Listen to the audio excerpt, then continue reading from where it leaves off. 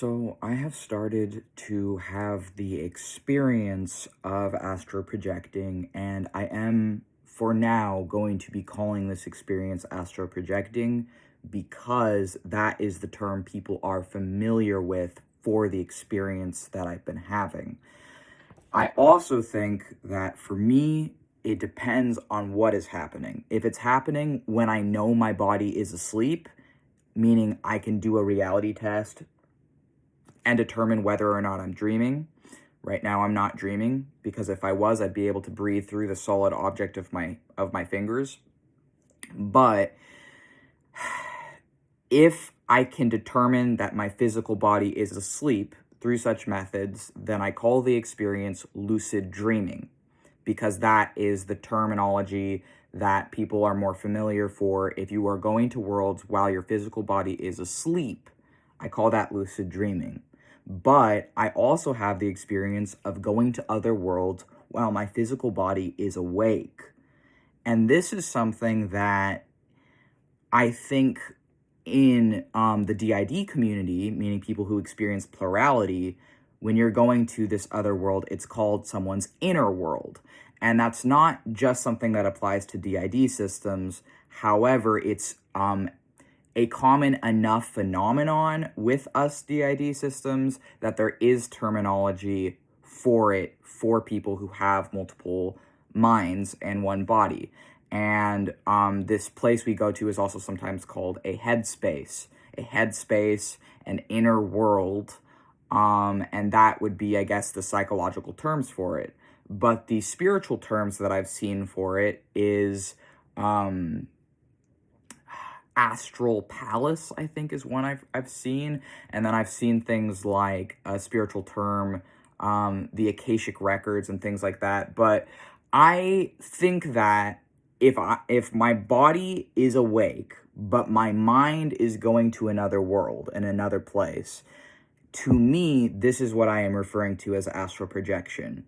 And for this phenomenon, I think that I will continue for now to call it astral projection. For a while, I stayed away from that term because a lot of the people that I really respect and look up to as lucid dreamers, such as the sleep psychologist Daniel Love, who is not just a lucid dreaming teacher, but is a sleep psychologist as his profession, he has read a lot of the literature on astral projection and finds the term inherently deceptive. And so he warns his audience against it, and I fully respect that.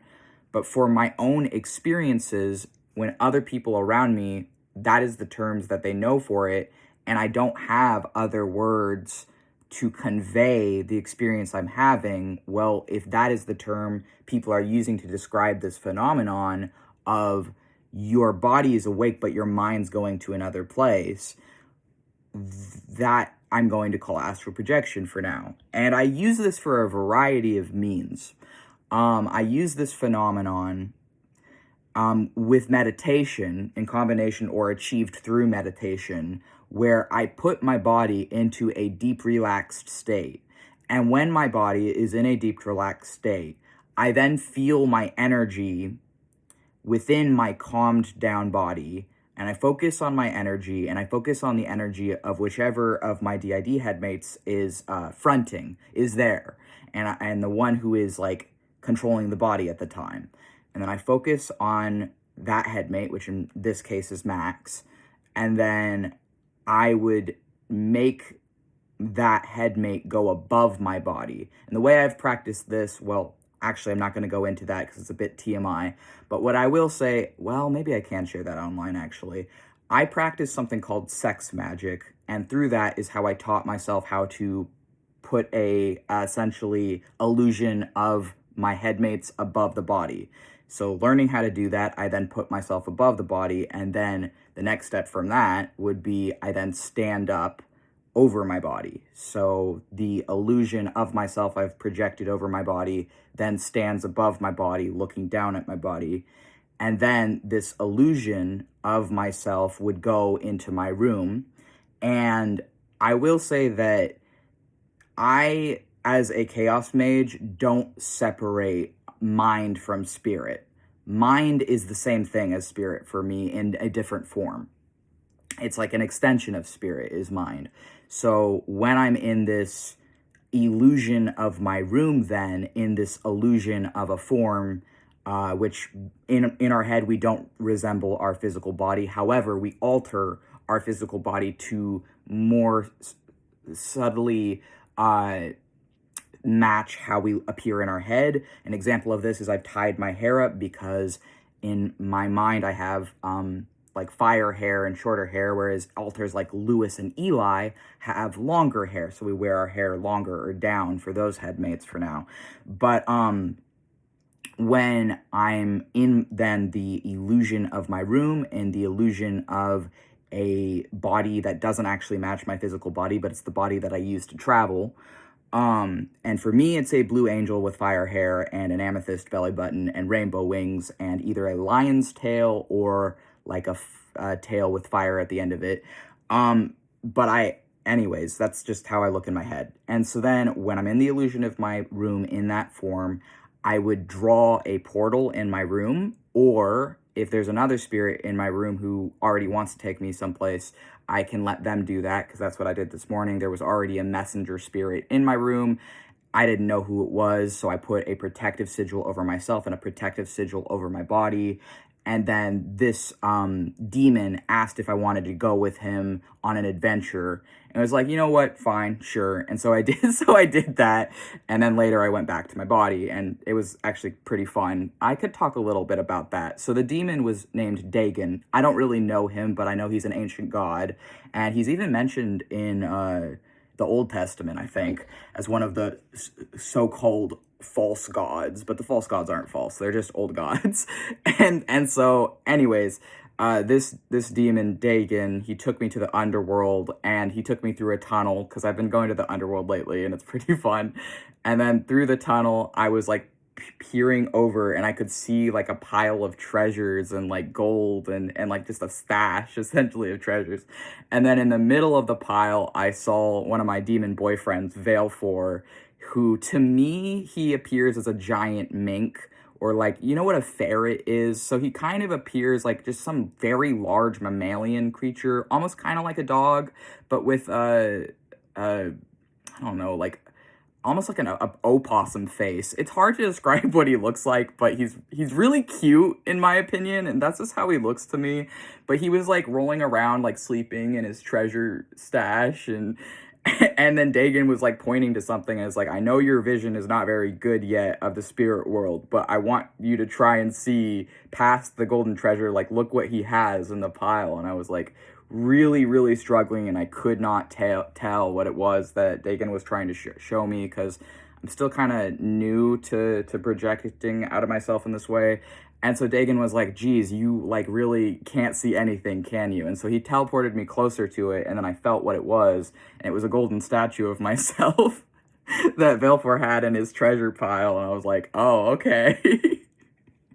And then I started talking with Valefor and hanging out with him, and anyways, and then eventually I went back in my body. But so I think when this experience is happening, that it is a type of dreaming, but it's a type of dreaming that is happening when my body is still awake. So instead of my body being asleep, as in the case of a lucid dream, I'm like, part of me is like dreaming separate from the rest of me, but is having these experiences and then is able to go back into me, but I can still sort of feel my body, and I'm still connected to my body. And so this is the experience I've been having lately. And at first, when I was developing these senses, I would just use it to go to my inner world. For the longest time, I would just use it to go to my inner world. And I have a castle where I'm king, Max says, and in my kingdom, I am a demon angel god wizard, and I'm surrounded by all these other similar creatures to myself, or entities who form my brain, who are my brain. And these people who are my brain, who are my DID system, our brain as a place is a beautiful castle and a beautiful kingdom, and it's a floating island in space that we call elsewhere.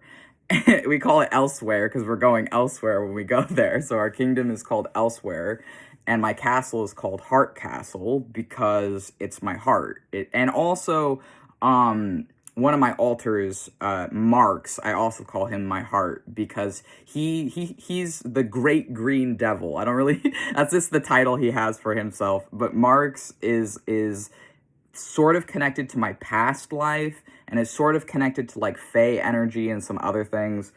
But he is a headmate who is very like eccentric and almost sort of manic. But he's just very I don't know how to describe him other than just he's very intense and very happy and intense and theatrical. But Marx is I call him my heart because of the past life connection of my most recent last wizard incarnation before this one.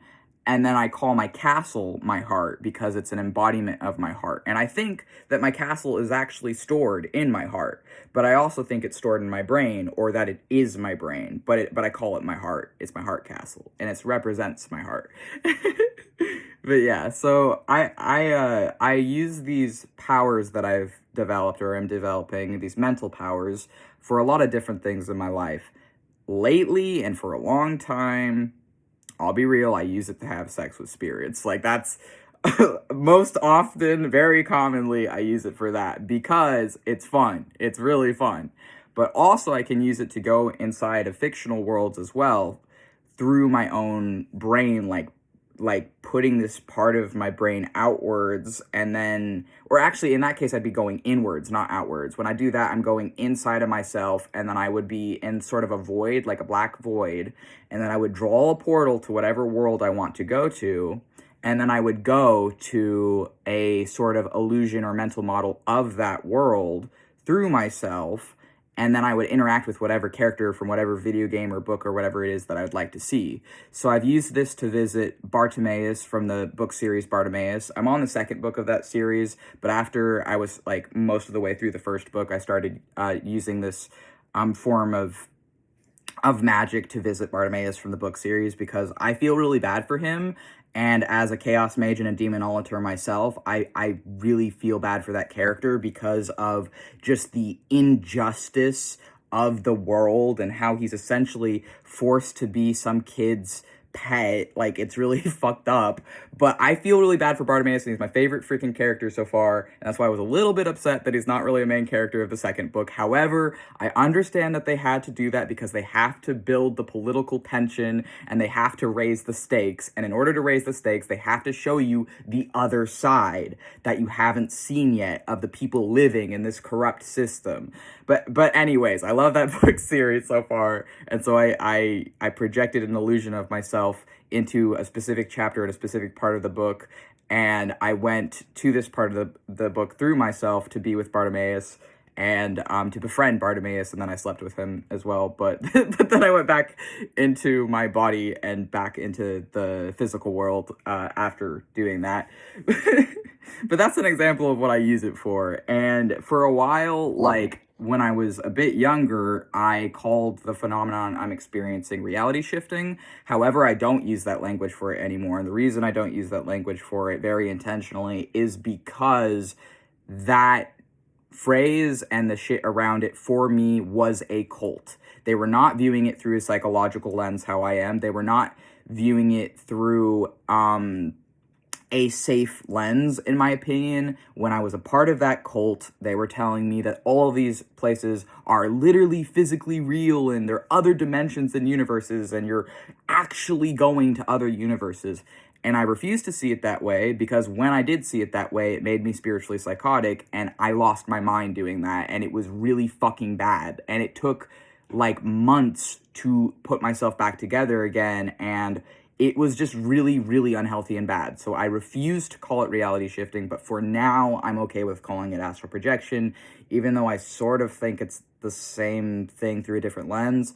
And I also feel like lucid dreaming is the safest term for this phenomenon. However, I can't be lucid dreaming if my physical body is awake. So I don't really know exactly what this phenomena is or what to call it other than astral projection. But I use it for all of the things that I've laid out in this video. And I hope that this video can help someone else out there, I guess, to perhaps know about a fuller breadth of experiences of the crazy people of the world. I don't know. I hope this helps you. And if you like this, feel free to like and subscribe. And I'll see you in another video.